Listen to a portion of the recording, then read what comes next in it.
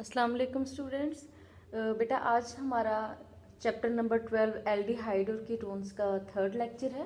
तो बेटा third lecture का जो आज का हमारा पहला इम्पॉर्टेंट टॉपिक है वो है जी कंडेंसेशन रिएक्शंस।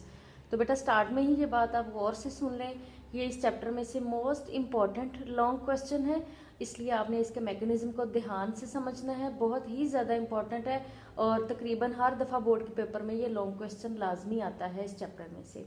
तो सबसे पहले हम बात करेंगे कंडेंसेशन रिएक्शन के बारे में कि कंडेंसेशन का क्या मतलब होता है। तो बेटा कंडेंसेशन का मतलब होता है कंडेंस हो जाना। वो दो मॉलिक्यूल्स जब आपस में कंडेंस होते हैं, दो मॉलिक्यूल्स जो हैं वो डिफरेंट कंपाउंड्स से भी हो सकते हैं और सेम कंपाउंड के भी दो मॉलिक्यूल्स हो सकते हैं। जैसे कि एक एल्डिहाइड दूसरे एल्डिहाइड के साथ रिएक्शन करे, या एक एथेनॉल दूसरे एथेनॉल मॉलिक्यूल के साथ रिएक्शन करे, या हो सकता है एक एथेनॉल जो मॉलिक्यूल है, एल्डिहाइड का मॉलिक्यूल है, वो दूसरे कीटोनिक मॉलिक्यूल के साथ रिएक्शन करे। तो दो सेम मॉलिक्यूल्स या दो मुख्तलिफ मॉलिक्यूल्स जो हैं वो आपस में जब रिएक्शन करते हैं तो उसके नतीजे में एक नए प्रोडक्ट बनती है और उसके साथ में से वाटर मॉलिक्यूल या अमोनिया मॉलिक्यूल जो है वो एलिमिनेट होता है, खारिज होता है। तो इस रिएक्शन को हम कंडेंसेशन रिएक्शन कहते हैं। ठीक है, तो बेटा कंडेंसेशन रिएक्शन में जो हमारे पास हमारी जो सबसे पहली टाइप है जो कि मोस्ट इंपॉर्टेंट लॉन्ग क्वेश्चन है वो है जी अल्डोल कंडेंसेशन। तो अल्डोल कंडेंसेशन नाम जो है, पहले हम इसका नाम समझने की कोशिश करते हैं जिससे हमें मजीद समझ आएगी कि एक्चुअली यहाँ पे किस तरह की प्रोडक्ट बनी है इस रिएक्शन में। तो बेटा आप देख सकते हैं ये है अल्डोल कंडेंसेशन। तो ये दो लफ्जों का मजमुआ है। दो लफ्ज कौन कौन से हैं? अल्ड ओल, अल्डोल। तो ये जो LALD अल्ड है ये एल्डिहाइड से लिया गया है और जो ओल है वो अल्कोहल के लिए है। तो इसका मतलब है कि इस मैकेनिज्म में एक ऐसी प्रोडक्ट आपको हासिल होगी जिसमें के दोनों फंक्शनल ग्रुप्स मौजूद होंगे। कौन कौन से? एक आपके पास एल्डिहाइड होगा और दूसरा उसमें अल्कोहलिक फंक्शनल ग्रुप भी मौजूद होगा हमारे प्रोडक्ट में। इसलिए हम ऐसे कंपाउंड को, इस तरह की कंडेंसेशन को अल्डोल कंडेंसेशन कहते हैं। ठीक है, तो बेटा मैकेनिज्म देखते हैं कि अल्डोल कंडेंसेशन में होता क्या है।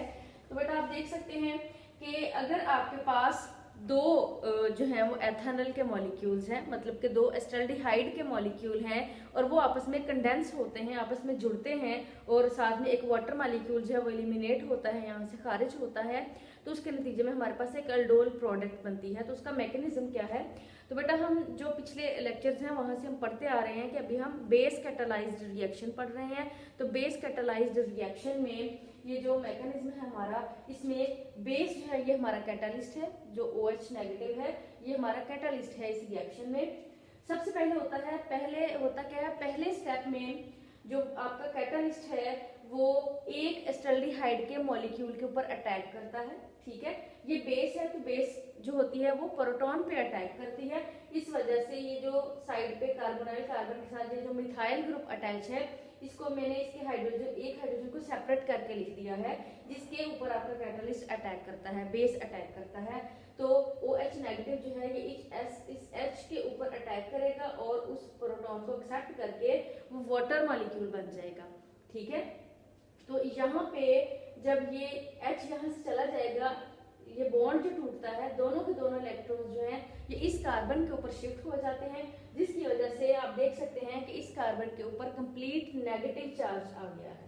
ठीक है, तो कंप्लीट नेगेटिव चार्ज होने की वजह से आपका ये जो एस्टल्डिहाइड का एक मॉलिक्यूल है वो न्यूक्लियोफाइल बन गया है। ठीक है, तो सेकंड स्टेप में क्या होता है बेटा, आपके पास रिएक्शन मिक्सचर में दो एस्टल्डिहाइड के मॉलिक्यूल्स थे।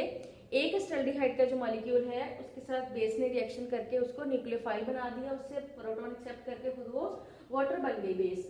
ठीक है, तो अगले स्टेप में, सेकंड स्टेप में ये जो आपका एस्टल्डिहाइड का जो आयन बना है यहाँ पे, वो क्या करेगा, ये जो आयन है आपका न्यूक्लियोफाइल बन गया है। तो बेटा जो न्यूक्लियोफाइल होता है वो हमेशा पार्शियल पॉजिटिव चार्ज रखने वाली कार्बन के ऊपर अटैक करता है। तो बेटा यहाँ पर हम एक फर्क की बात करते हैं। एक मैंने बात की, एक न्यूक्लियोफाइल होता है और एक बेस होती है। तो बेस में और न्यूक्लियोफाइल में क्या फर्क है? हालांकि बेस के ऊपर भी नेगेटिव चार्ज होता है, न्यूक्लियोफाइल के ऊपर भी नेगेटिव चार्ज होता है। तो फिर हमने बेस किसको कहना है और न्यूक्लियोफाइल किसको कहना है? बेटा बेस आपने उस वक्त कहना है अगर आपकी नेगेटिव चार्ज वाली स्पीशी प्रोटॉन के ऊपर अटैक करती है, जैसे कि इस स्टेप में हुआ है, जैसे OH नेगेटिव है, इसके ऊपर नेगेटिव चार्ज है ये बेस भी कहलाती है और ये न्यूक्लियोफाइल भी कहलाती है। हम इसको बेस कब कहेंगे, जब ये प्रोटॉन के ऊपर अटैक करती है तो ये बेस कहलाती है।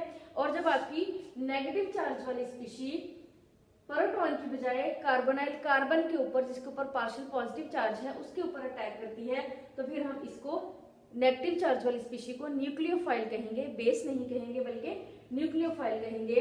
तो इस सेकंड स्टेप में जो आपका न्यूक्लियोफाइल है नेगेटिव चार्ज वाला, वो जब आपके दूसरे कार्बोनाइल कार्बन के ऊपर अटैक करता है तो ऑब्वियसली पहले भी हम ये डिस्कशन कर चुके हैं कि जो कार्बोनाइल कार्बन है उसने ऑक्सीजन के साथ डबल बॉन्ड बनाया है, तो कार्बन का ऑक्सीजन के साथ जो पाई बॉन्ड है वो टूट जाता है और जो दोनों के दोनों पाई इलेक्ट्रॉन्स हैं वो दोनों के दोनों ऑक्सीजन के ऊपर शिफ्ट हो जाते हैं। ये आप देख सकते हैं इलेक्ट्रॉन्स हैं ये ऑक्सीजन के ऊपर शिफ्ट हो गए हैं, जिसकी वजह से ऑक्सीजन के ऊपर कंप्लीट नेगेटिव चार्ज आ गया है। ठीक है, तो आपकी ये प्रोडक्ट क्या बन गई है, यहाँ पे ये जो आपके कंपाउंड था उसका मिथाइल ग्रुप ये है, ये कार्बोनाइल कार्बन है, ऑक्सीजन के ऊपर कंप्लीट नेगेटिव चार्ज, इस हाइड्रोजन को मैंने यहाँ पे इस साइड पे नीचे लिख दिया है। और ये जो इस कार्बन के साथ अटैक हुआ है, जो अटैच हुआ है वो CH2 इस कार्बन के साथ अटैच, इस CH2 के साथ इसका कार्बोनाइल कार्बन और साथ में ये हाइड्रोजन जो है ये मौजूद है। ठीक है, तो बेटा अब ये मतलब जो स्टेप है यहाँ पर ऑक्सीजन के ऊपर कंप्लीट नेगेटिव चार्ज है, तो कंप्लीट नेगेटिव चार्ज हो जाने की वजह से जो ऑक्सीजन है वो बहुत ज्यादा रिएक्टिव हो जाती है। ठीक है, तो वो रिएक्टिव है जिसकी वजह से अब ये किसी और स्पीशी के साथ रिएक्शन करना चाह रही है और ये प्रोटॉन को एक्सेप्ट करना चाह रही है। तो बेटा आप जानते हैं पहले स्टेप में ये जो पानी यहाँ पर बना था, वाटर बना था, HOH बना था, ये ऑक्सीजन जो है ये प्रोटॉन को तोड़ती है, यहाँ से H पॉजिटिव को एक्सेप्ट कर लेती है और ये बॉन्ड टूटता है, ये दोनों इलेक्ट्रॉन किसको मिल जाते हैं, OH नेगेटिव को मिल जाते हैं। तो इस वजह से आपके पास यहाँ पे जो OH नेगेटिव था, जो कैटालिस्ट था आपका, वो at the end of reaction regenerate हो जाता है और साथ में आपकी प्रोडक्ट क्या बनती है, वो प्रोडक्ट ये बनती है कि यहाँ पे जो O के ऊपर नेगेटिव चार्ज था उसने H को एक्सेप्ट कर लिया, तो आपकी ये जो पूरा कंपाउंड है, पूरी प्रोडक्ट बनी है, उसमें ये आप देख सकते हैं कि हाइड्रोक्सिल ग्रुप भी मौजूद है और जो आपकी प्रोडक्ट है उसमें ये एल्डिहाइड फंक्शनल ग्रुप भी मौजूद है। ठीक है, तो एक ऐसी प्रोडक्ट जिसमें एक एल्डिहाइड फंक्शनल ग्रुप भी है और एक अल्कोहलिक फंक्शनल ग्रुप भी मौजूद है, इसको हम इस वजह से अल्डोल का नाम देते हैं। ALLALD जो अल्डोल है, अल्ड है वो एल्डिहाइड से लिया गया है और जो OL है वो अल्कोहल से लिया गया है, जो कि ये जाहिर करता है कि इस कंपाउंड में दो फंक्शनल ग्रुप्स मौजूद हैं, एक एल्डिहाइड है और एक अल्कोहलिक है। ठीक है, तो इस कंपाउंड का अगर हम नेमिंग करना चाहें सिस्टमैटिक नेम, तो हम इस तरह से काउंटिंग करेंगे। इसमें इस पूरे कंपाउंड में जो आपको कार्बोनाइल कार्बन है या जो एल्डिहाइड है वो उसको हम हाइड्रोक्सिल ग्रुप पे या अल्कोहलिक फंक्शनल ग्रुप पे प्रेफर करते हैं, जिसकी वजह से ये आपकी कार्बन नंबर 1 होगी। ठीक है, ये कार्बन नंबर 2 होगी और ये कार्बन जिसके ऊपर OH लगा हुआ है ये आपकी कार्बन नंबर 3 होगी। तो इस वजह से इस 3 पोजीशन पे आपका हाइड्रोक्सिल ग्रुप मौजूद है, इस वजह से इस कंपाउंड का नाम होगा 3 हाइड्रोक्सी ब्यूटानल। अब ये 4 कार्बन वाला कंपाउंड है, 4 कार्बन वाला एल्डिहाइड है, तो इस वजह से इसका नाम होगा ब्यूटानल, मतलब ब्यूटेन के एंड से आप ई हटा के ALL लगा देंगे तो ये ब्यूटानल बन जाएगा। तो कंपाउंड का नाम है 3 हाइड्रोक्सी ब्यूटानल और ये आपकी अल्डोल प्रोडक्ट बन गई है, कंडेंसेशन प्रोडक्ट बन गई है और साथ में यहाँ पर वाटर मॉलिक्यूल भी रिलीज हुआ है। ठीक है, तो बेटा इस टॉपिक में जो सबसे ज्यादा इंपॉर्टेंट बात नोट करने वाली है वो ये है कि ऐसे कंपाउंड्स जिनके पास अल्फा हाइड्रोजन मौजूद होती है वो कंपाउंड्स ये रिएक्शन देते हैं। तो अब हम बात ये समझते हैं कि अल्फा हाइड्रोजन क्या होती है। तो बेटा आप देख सकते हैं ये पहले ही स्टेप में कार्बोनाइल कार्बन के साथ वाली जो कार्बन है वो अल्फा हाइड्रोजन है, सॉरी वो अल्फा कार्बन है। कार्बोनाइल कार्बन के साथ जो पहली कार्बन जुड़ी हुई है वो कौन सी कार्बन है, अल्फा कार्बन है और अल्फा कार्बन के साथ जितनी भी हाइड्रोजन अटैच हैं वो सारी की सारी अल्फा हाइड्रोजन कहलाती हैं। तो आप देख सकते हैं कि एस्टल्डिहाइड में अल्फा कार्बन है और अल्फा हाइड्रोजन भी मौजूद है, इस वजह से ये जो एस्टल्डिहाइड है ये कंडेंसेशन रिएक्शन दे सकता है। तो ये बेटा आपको एक इम्पॉर्टेंट MCQ भी आ सकता है, हम यहाँ पर मेंशन कर लेते हैं, ये आपको इम्पोर्टेंट MCQ आ सकता है कि ऐसे कंपाउंड्स जिनके अंदर अल्फा हाइड्रोजन मौजूद होगी वो कंडेंसेशन रिएक्शंस दे सकते हैं। इसके अलावा अगर दूसरी बात यह कि एल्डिहाइड्स और कीटोन्स दोनों ही तरह के कंपाउंड्स कंडेंसेशन रिएक्शन देते हैं। और तीसरी बात बेटा कि ये जो टॉपिक आज हमने डिस्कस किया है एल्डोल कंडेंसेशन का, ये आपका इस चैप्टर का मोस्ट इम्पॉर्टेंट लॉन्ग क्वेश्चन है और आपने इसके मैकेनिज्म को अच्छी तरह से समझ लेना है। बाकी इसकी एग्जांपल्स जो हैं वो भी आपके सिलेबस में डिस्कस की गई हैं, तो उन एग्जांपल्स को भी आपने देख लेना है। लेकिन सबका जो मैकेनिज्म है वो सेम है। सारे मालिक्यूल जितने भी एल्डोल प्रोडक्ट्स हैं, चाहे वो एल्डिहाइड्स की हैं, चाहे वो कीटोन्स की हैं, चाहे एक एल्डिहाइड दूसरे एल्डिहाइड के साथ कंडेंस हो, चाहे एक एल्डिहाइड कीटोन के साथ कंडेंस हो, तो सबका मैकेनिज्म सेम होगा, यही मैकेनिज्म होगा। और सबकी जो प्रोडक्ट है उनके नाम जो है वो उनके प्रोडक्ट के लिहाज से डिफरेंट होंगे, लेकिन जनरली हम उसको एल्डोल प्रोडक्ट कहेंगे क्योंकि उसमें एल्डिहाइड और कीटोन वो जो अल्कोहलिक फंक्शन ग्रुप है वो दोनों ही मौजूद होंगे।